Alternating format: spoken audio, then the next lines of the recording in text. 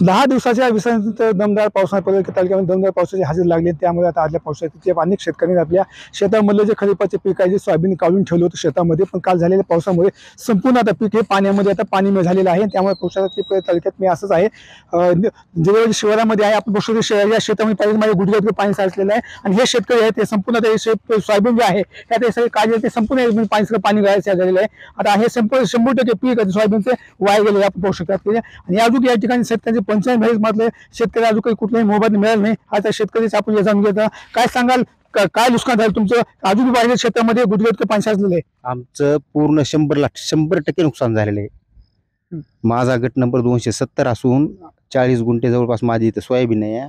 जवळपास 25,000 रुपये खर्च झाला.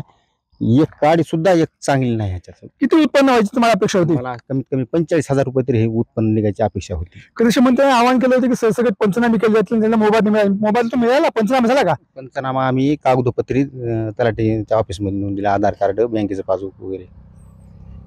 मोबाईलला काही पडला अजून काय कोणता? अजून 1 रुपया सुद्धा पडला नाही.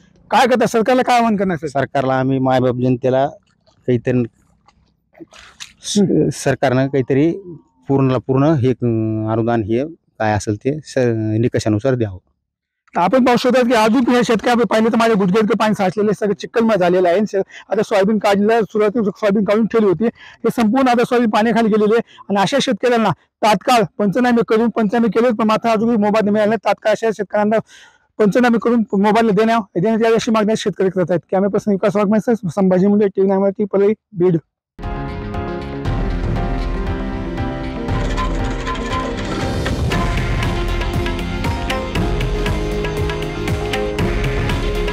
हे आहे देशातील नंबर 1 न्यूज नेटवर्क आणि आपण पाहत आहात TV9 मराठी.